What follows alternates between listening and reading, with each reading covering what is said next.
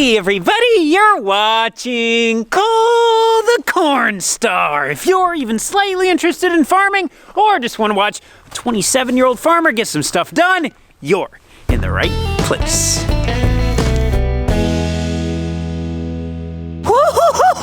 It's nice and cold this morning, but good morning, ladies and gentlemen.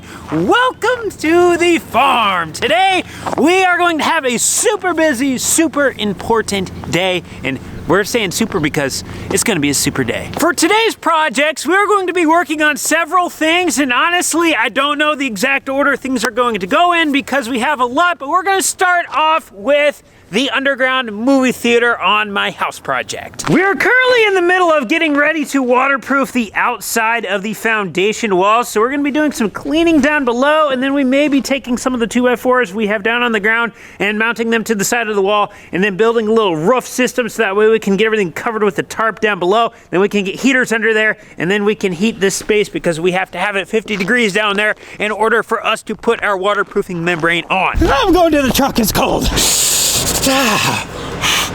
Not a good day to not wear gloves outside. It's 5 degrees out right now. That's better, much better. These are all of the concrete forms that we use to pour the underground movie theater, and at some point today there's supposed to be a semi coming to pick all of these up. We are also going to be hauling some loads of corn and soybeans off the farm. The bins on the right have corn in them. We're actually going to be pulling corn out of this bin today, and then the bin over there on the left has soybeans in it. So one truck's going to be running soybeans, one is going to be running corn. Today is the day we are also going to be doing our cash flow renewal at the bank, so we're going to be having Max the banker come out in a little bit, so I need to get some numbers together. It's actually what I'm going to be working on next. And then here in the main heated shop, we have Dad, Cooper, and Zach. They're working on the red Volvo. They may be working on the big 4-wheel drive tractor, and they got the Ripper up there. They're going to be doing a whole bunch of stuff in here. So here is going to be the dynamic. My dad is going to be loading the semis. Cooper and Zach are going to be working here in the shop on equipment. Roman is going to be getting started on getting things ready to be waterproofed, as well as if the semi shows up, he is going to get them loaded, and then I am going to finalize getting all of our numbers together. A cash flow projection is basically just a fancy way of saying we are going to project how the farm is going to perform financially over the next year.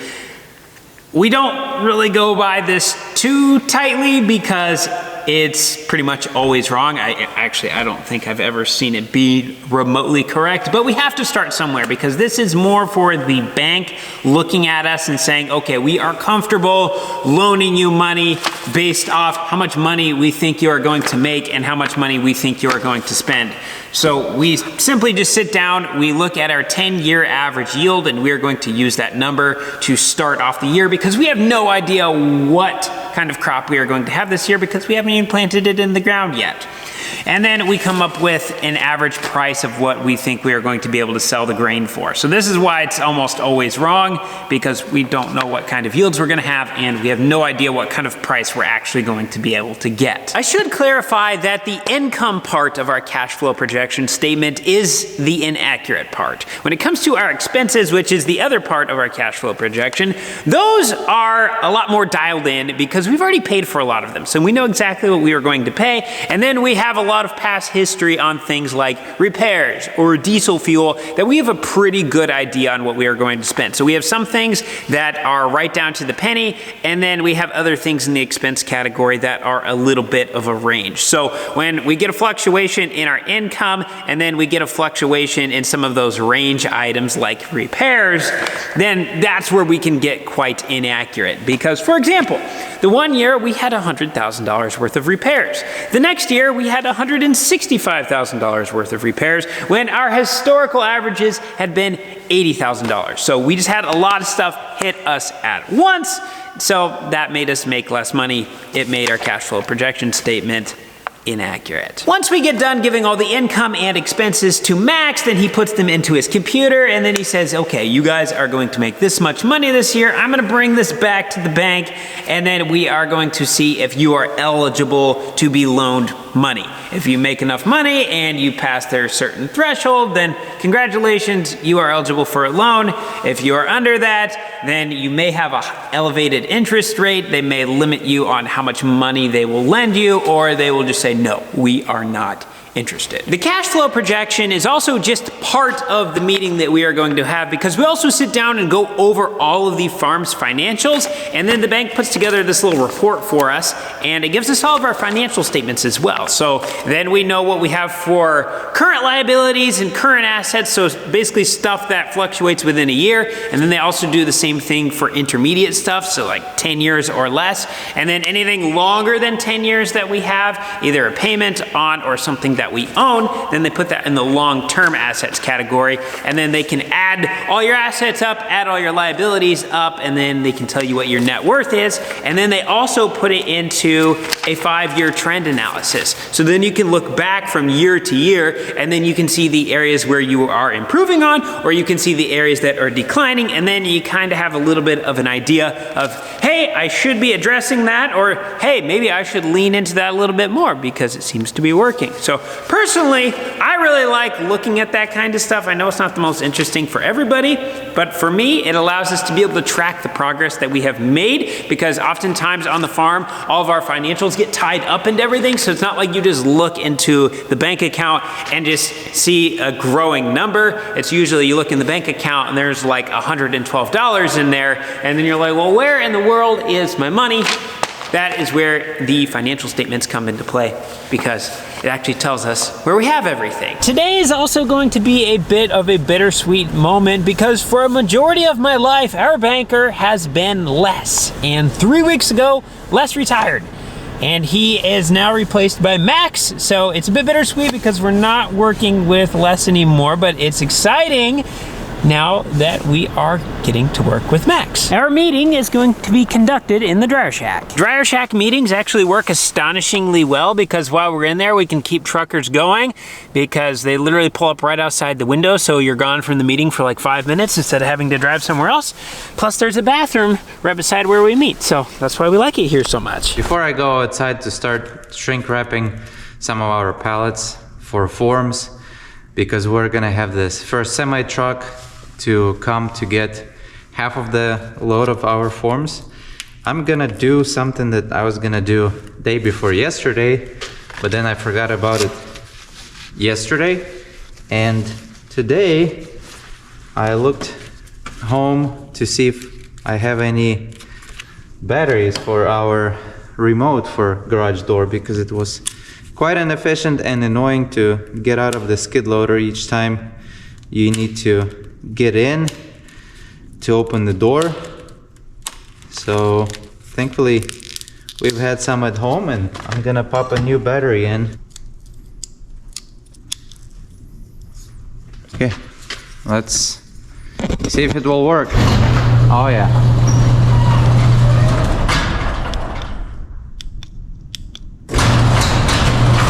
Now let's get ready for our semi, so everything is wrapped and ready to go, and then we can hop in into our hole and finish some of this stuff that we didn't get to finish yesterday.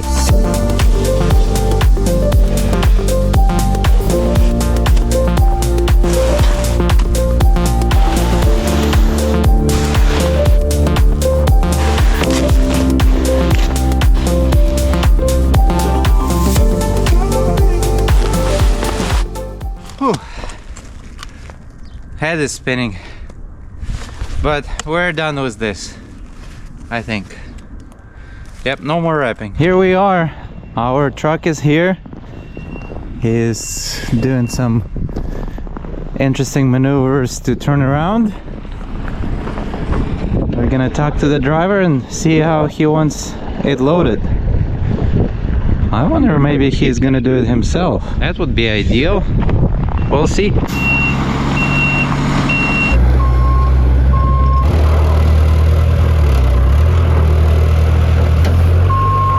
Oh, that's very helpful. Truck driver is gonna do all the loading himself, so you guys just get to watch him do it.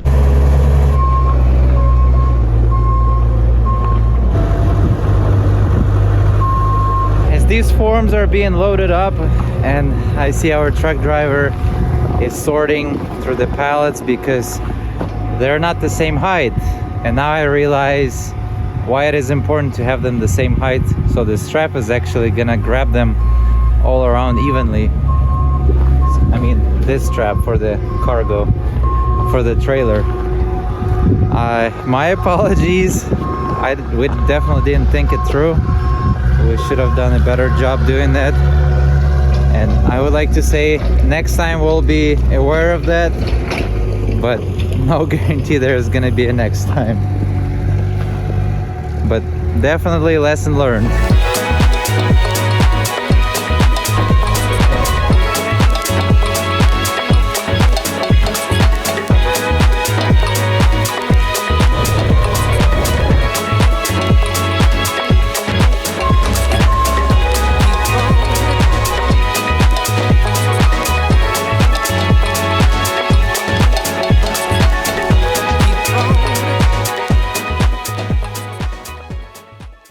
Okay, this is what we got from our previous day chipping it. Needs to be cleaned out, and then my soul will be at peace to start the next project.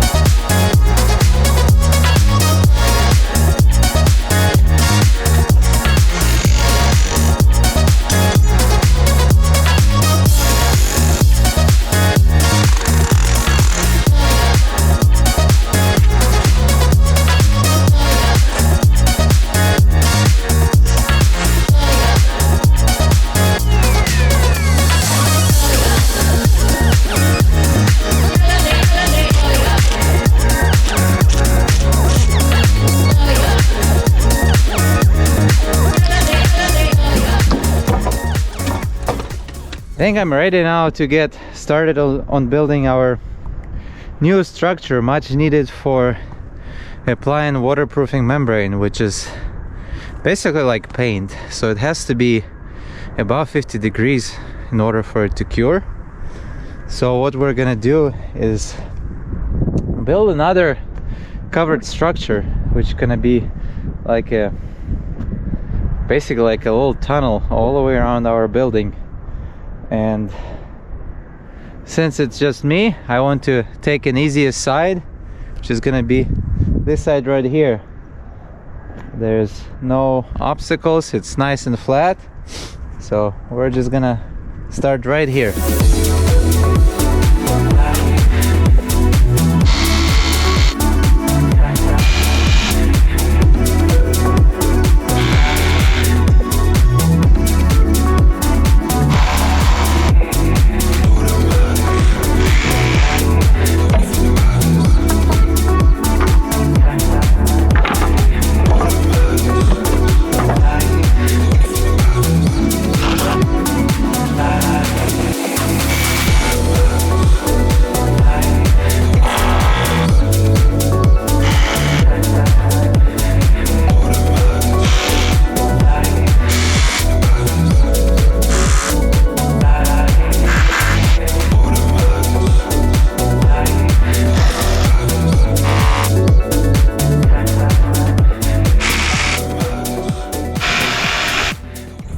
After 3.5 hours, now we warned Max before he came in that we are probably the most difficult customers to work with, but after 3.5 hours, we just got done. Max, how did it go? The corn stars are always an experience, so we've had a great time. See the anger in Max's eyes right now. I have the biggest smile everywhere I go.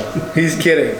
They even brought me ice cream. I joke about being difficult, but I'm kind of not joking, because the way that we operate our farm, it is difficult and it is complicated, at least to the outside world. It makes sense to us because it's the way that we've always done it, and that is treat everything as one. So it's not my dad's, it's not Cooper's, it's not mine, it is all of ours, and we put all of our work into it. Now on paper that may not be the case, which is what the bank is looking at, but the way that we have treated that is as one. It's the way that my dad treated that with his dad, as one.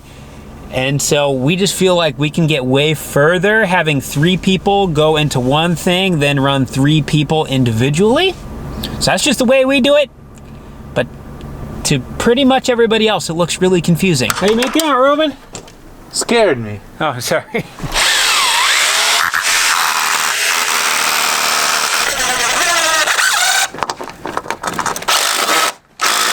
It's gonna get dark in about 30 minutes, but before it does that, they're talking above freezing temperatures pretty much all next week, with night times getting below freezing again. And we have a bit of snow that is on our footing, and I'm concerned if this thaws, it's going to melt, and then when it gets below freezing at night, we're gonna have a layer of water that's going to turn into a sheet of ice. And then when we come in here and try to get things clean to be waterproofed, and we have that ice to deal with, it's going to give us problems. So I'm gonna take my leaf blower right now, and I'm gonna try to blow all this off so that way we have a nice clean footing just like that. We're gonna do this all the way around.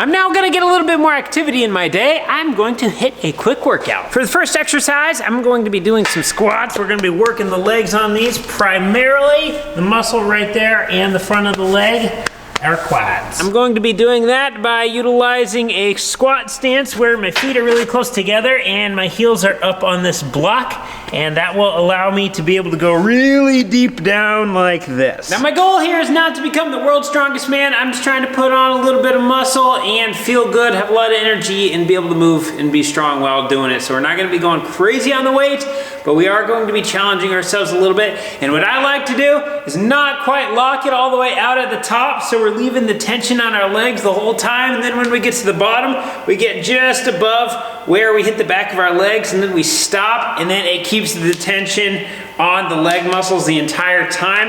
And by the way, yes, my knees pop and it sounds absolutely disgusting. It's called crepitus. From my understanding, it's not dangerous, but it does sound terrible. It doesn't hurt though, it just sounds terrible. Doing a little warm up here.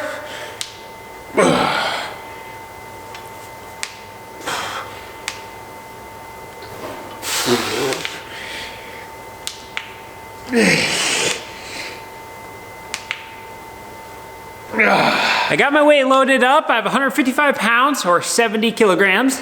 And we are going to be doing 4 rounds of 10 repetitions a round. We're just going to be focusing on going nice and steady. Just go slow at the bottom, letting those muscles really stretch. Boom, back up, nice and slow down. Big stretch, boom, back up.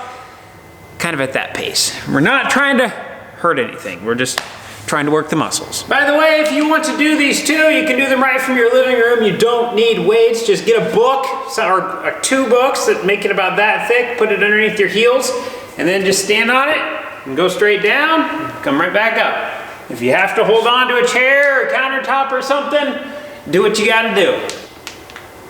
1.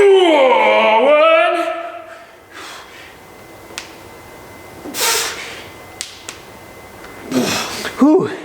It's been a while since I've done these. I think I might have gone too heavy on the first set. We'll try one more. Woo.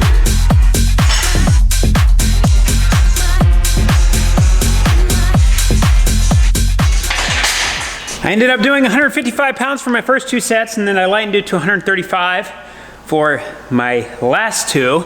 My legs are definitely feeling it, and I was planning on doing a few other things, but I'm not feeling well, so I'm gonna go sit down and work on some taxes now. Just like how the dynamic of our farm is difficult, our taxes are also difficult. Honestly, our taxes are way more difficult. We have the farm, but we also have other businesses and other ways of generating income to help the farm, and they all earn income in different ways, and different ways of earning income are taxed differently.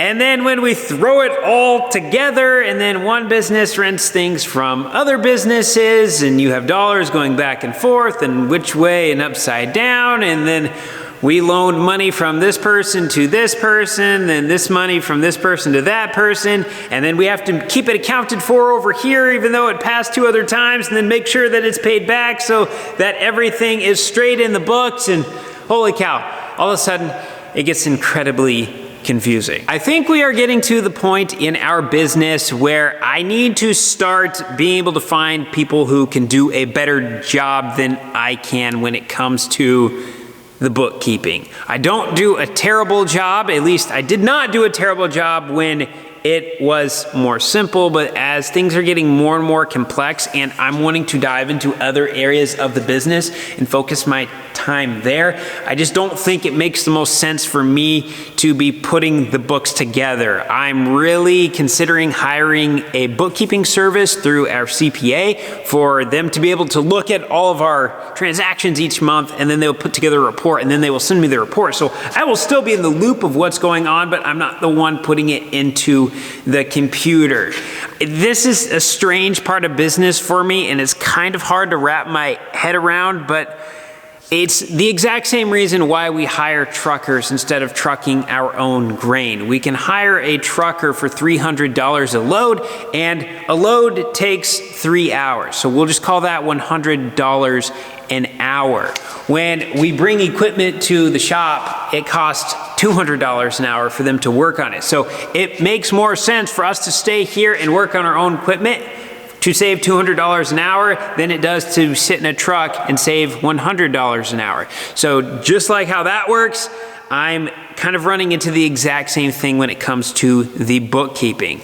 It costs about $10 a day for them, a little more than $10 a day, for them to do the bookkeeping for us and for us to be completely hands-off. And so it's weird to say, but it's a better use of my time to have them do it, and they're much better at it than it is for me to do it. And then I can be working on bigger things that are more than a $10 per day activity.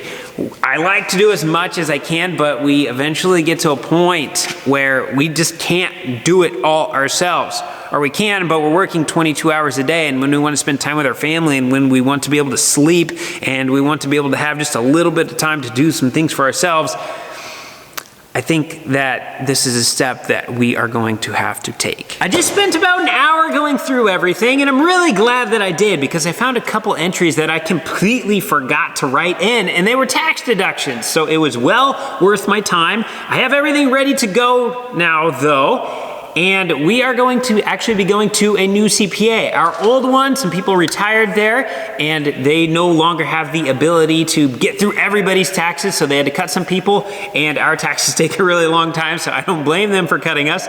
So we are going with a new CPA. I want to try to be as organized as possible for them, so that way they can just come in and boom, boom, boom, here are our numbers, and process us through. We're gonna see if we can avoid having a 4-hour tax meeting like it usually is. We're gonna try for 2 hours. 2 hours is our goal. Oh, I got some good sleep last night. I think we're prepared for our new tax guy. Let's see how it goes. 5 hours later. When we went into the meeting, we had a goal of getting done in 2 hours, or at least that was the little mini goal that I had inside. We got done in 2 hours and 30 minutes, which I am actually going to consider a win, because they knew nothing about us, they knew nothing about our operation, and we were able to get all that across to them and also get 4 people's taxes done in 2.5 hours. So I'm calling that a win. We may have got done with our meeting in 2.5 hours, but the problem is our new CPA is 40 minutes away. So by the time we go down there 40 minutes, have our 2.5 hour meeting, and then stop at the Mexican restaurant, eat there for an hour, and then do a 40-minute drive back, all of a sudden half your morning and half your afternoon is eaten up. But it's one of those things, and honestly, the Mexican food was really good, so I think it was worth it. Overall, our tax appointment went really well. Now, just to give you a little bit of a context of what we've been doing on the farm over the last year, we have been trying to eat up some of our debt. We are tired of being in so much debt. We want to try to get rid of some of it. And so over the last year, we've been attacking what we can. And when we pay off debt, we have to take all of that in as taxable income. So our meeting went well because we got everything done and we got everything in line, but it wasn't the most fun getting told what we were going to be paying in taxes, which is a lot more than we are normally used to paying. To be completely honest, I learned a hard lesson today, and I am kicking myself over a little bit. I'm not gonna dwell on it too long because it's in the past. I didn't know what was I supposed to do, but going forward, I am going to be making changes. But I learned that if I would have set my business up in an S corporation instead of an LLC or a limited liability company, I would have been able to cut my tax bill in half, if not more than half. Because when we set things up in an S corporation, we are not subject to as much self-employment tax as if we are in an LLC. So I'm going to be setting up an S corporation. I just had to learn the hard way, the hard, expensive way. So I guess in a plain way of speaking, we got slapped really hard with an ignorance tax this year. Despite our little tax discrepancy today, all in all, we had a phenomenal day. We are now one step closer to having everything 100% ready to be waterproofed in the underground movie theater, which is incredibly exciting because once we get that done and actually start getting some dirt back against the walls, we'll be ready to start doing some above ground construction. And once we get to that point, things are absolutely going to fly. So with that being said, I'm going to go get rested up because we are going to be hitting it hard tomorrow. This is all we got for today. Thanks for watching. We'll see you in the next one.